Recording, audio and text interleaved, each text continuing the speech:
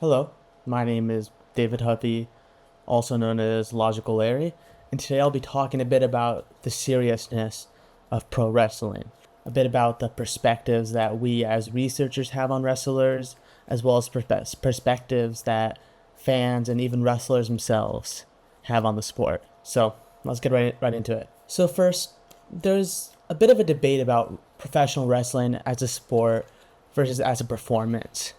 Typically, in an academic context, professional wrestling is analyzed more so on the basis of being a performance, right?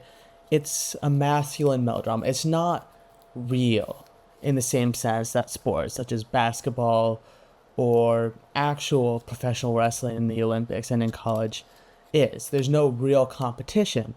And so when this competition is taken away, many researchers such as Jenkins argue that there's not as much substance.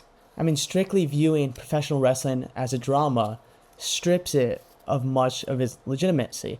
And this is what previous professional wrestler DeGaris argues. And so kind of this poses the question of firstly, how do we define a sport? And more broadly, how do we gauge the legitimacy of professional wrestling? So the first thing now that I kind of want to talk about in regards to the characterization of wrestlers is clowns. Now, author Ashley Tobias defines three types of general broad clowns. Most of us, when we think of a clown, think of what Tobias likes to call the traditional clown up here on the screen on the left.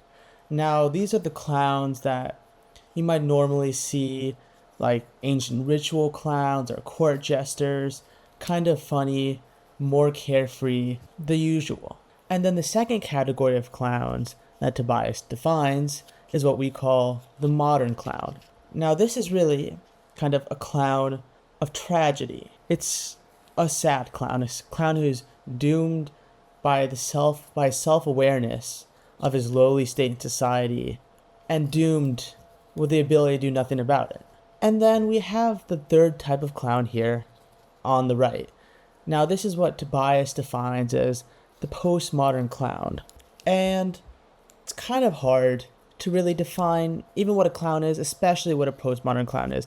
A postmodern clown is best defined as a revitalization of the traditional clown in the postmodern era of intellectual society, which Tobias typically considers circa 1960 to 1990. Now, it's important that we think of a postmodern clown not necessarily as a radical departure from these traditional types of clowns, but a radical reconfiguration. And before we move on any farther, I'd like to mention a couple key categories that clowns embody. The first one is marginality. A clown is really an outsider from society who perceives and acts in a manner different from the normal order of things. And, in a way, this is similar to many eccentric wrestlers. And clowns, when we look at them, are not necessarily considered serious by any means, at least not typically traditional clowns, but some might argue that the modern clown, that the postmodern clown, might belong in a more serious context. And another very key boundary that these clowns push is sexuality. Clowns typically take on ambiguous forms of life with unrestricted vitality. Many clowns typically look androgynous, with androgynous shapes or possibly female figures, as well as male characteristics, like you can see over here on the left or on the right. And another very key feature of all clowns, what I like to call order, chaos, reorder. Clowns take what we typically find comfortable or normal, flips that on its head, and makes us question certain key aspects about society and about how we perceive things. Now, to talk a bit more about the postmodern clown, the key defining feature of the postmodern era is a general distrust of grand theories and ideologies, as well as a problematic relationship with any notion of art. And postmodernism, rephrased, is really about pushing boundaries that we typically find comfortable into the uncomfortable to make us question things like sexuality, cleanliness. So here on the screen, I have a picture on the top left of Queen Titania and Bottom from William Shakespeare's play A Midnight Summer Dream. Now this is really a play about the queen and her husband Oberon, and this particular scene is one in which the queen is cursed with a love potion in order to fall in love with this gruesome beast of a man known as Bottom. So on the screen here, you can see Lindsay Kemp, whom Tobias considers the epitome of a postmodern clown, and his retelling of the story in his play Dream. And in this play, all the characters are more gruesome, more exaggerated. In fact, there's no words. And so in this play, Ludlum as Puck, kind of a clown who's overseeing all of the chaos that he's creating, portrays the unusual, the grotesque, the overtly sexual in kind of a counterculture nature. And in a way, Kemp here is serving as a critical practitioner of society, and that's kind of the role of clowns. They take things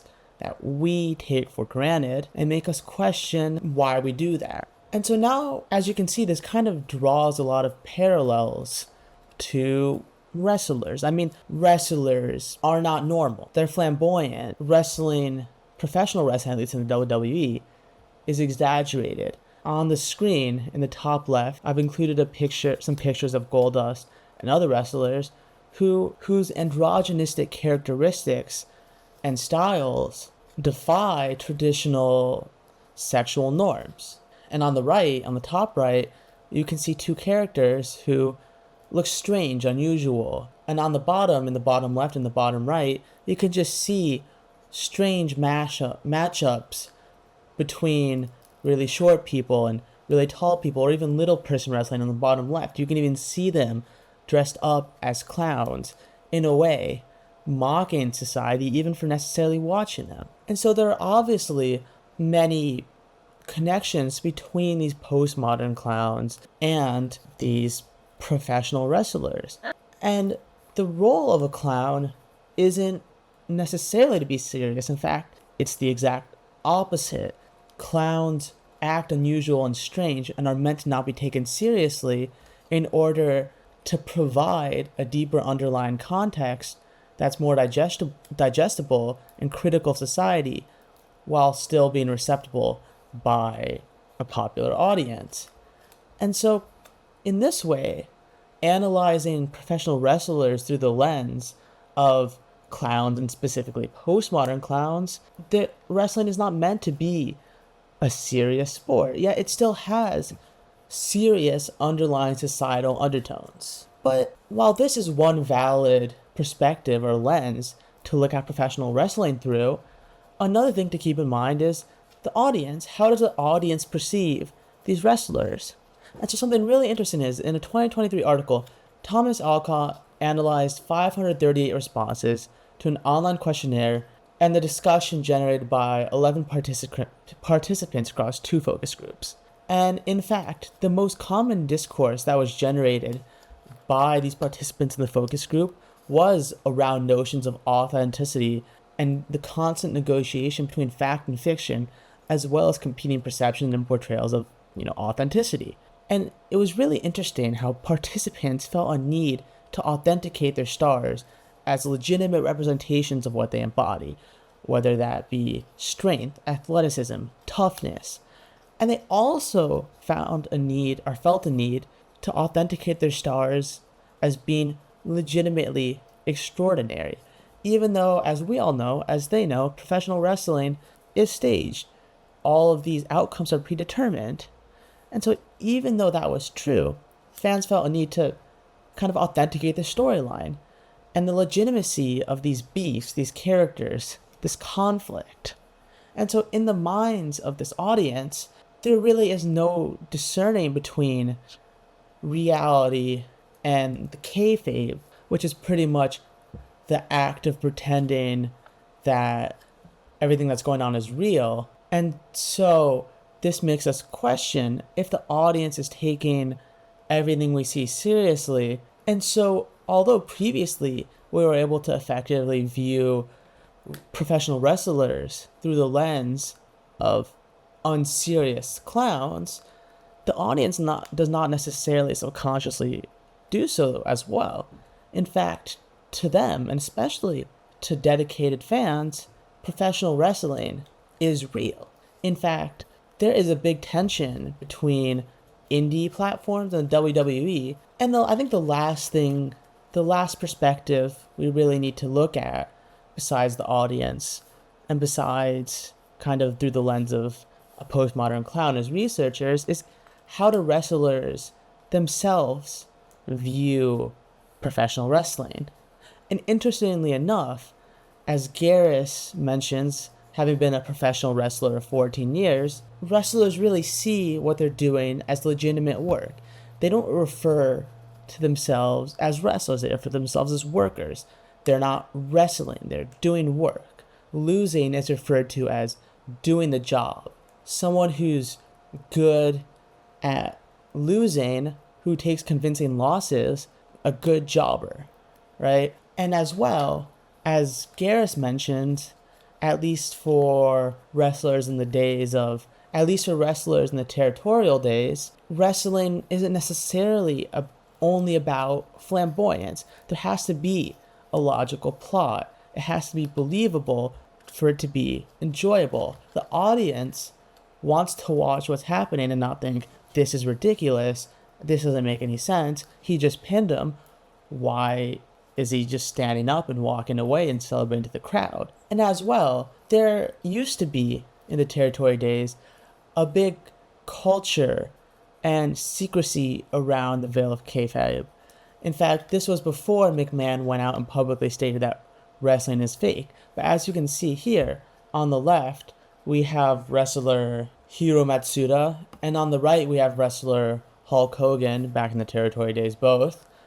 And when a new wrestler wanted to become a professional, to travel and compete in real matches, they would have to undergo this sort of hazing process. In fact, rumors have gone around that Hiro, when Hulk Hogan came in and asked to be a wrestler, actually broke his leg, and it was only when Hulk Hogan recovered that he was allowed back in. And so there really is a serious culture around what these wrestlers consider an art form. And so in this way, while the characters might not be real, while their actions might sometimes be a bit silly or goofy, the wrestlers view what they're doing as a legitimate form of art, as legitimate as something like TV or dramas that we all watch.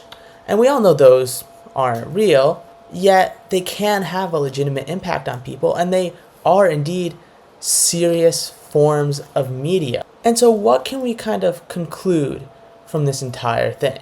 Well, there are varying levels to seriousness in professional wrestling. On the very highest, most shallow level, professional wrestling really is kind of goofy. I mean, you have wrestlers such as Goldust or Rey Mysterio matching up against wrestlers such as Big Show and Undertaker, and it's kind of a mismatch of characters, and that's what makes it great in some ways. It allows these wrestlers to express things such as breaking down barriers of sexuality with Goldust that they might not normally be able to. And it's a palatable way for people to digest these defiances. But at a slightly deeper level, there really are quite a few parallels between the postmodern clowns and professional wrestlers. And while postmodern clowns, like these professional wrestlers, might be absurd, might be silly, might be goofy, they're using this absurdness to create this order, chaos, and reorder, and to deliver these serious messages to society. And so through the silliness of play, there's a serious message that's transformed over time. And at an even deeper level, or possibly you might consider it on a completely another plane, wrestlers do legitimately view what they're doing as art. And this art is taken very seriously. There's big, logical, believable proponent that's put in to make what these wrestlers see as a great show. And so wrestling at this level is really just as real as any TV shows or movies you're watching. While you know it might be staged, there's emotion that's generated through storylines and the real world impact that this so-called fake sport generates is significant. And so that's all I have for today. I really hope you enjoyed my talk on professional wrestlers, the seriousness of professional wrestling, and an introduction of postmodern clowns. And have a great rest of your day. Thank you.